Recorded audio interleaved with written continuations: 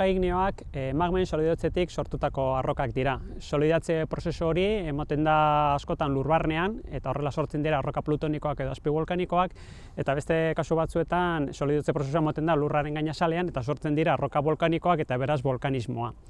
Claro, magma horiek direla gai mugikor silikatatsuak arroken galdaketatik sortutako arrokak dira, magma dira, gorputz likidoak eta testuinguru geodinamiko desberdinetan sortzen dire. Testuinguru geodinamikoak plaka litosferikoen menpean daude. Plaka litosferikoak banantzen diren lekuetan, hor lurbarneko arroka deskonpresio hadia bateko sakona jasaten dute eta hor magma mota batzuk sortzen dire.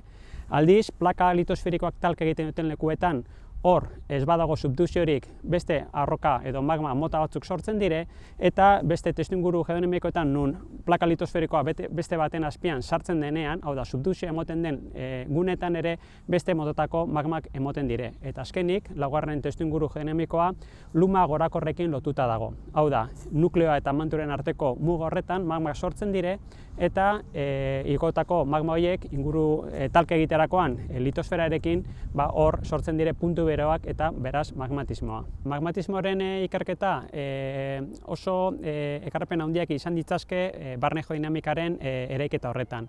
Beste eta testuinguru geodinamiko bakoitzean sortzen da arroka igneo mota konkretu bat. Orduan, arroka igneoen kimismoa aztertuz eta arroka igneoen datazioarekin batera eraiki ditzazkegu iraganeko testuinguru paleogeografikoak eta horrekin batera aldugu hobetu ulertu lurraren historioa alde batetik eta bestetik aldugu pixka bat ondorioztatu zein motatako mineral hobiak egon ditezkeen zonalde bakoitzean. Iraganeko testuinguru geodinamikoak identifikatzea garrantzitsua da beste jakiteko modu ikuspuntu aplikatutik ze mineral hobi potentzialak egon daitezkeen. Magmatismoak beti dauka elkartuta mineral hobien sorrera edo produkzioa, eta orduan testuinguru geodinamiko bakoitzean sortzen da arroka igneo mota bat.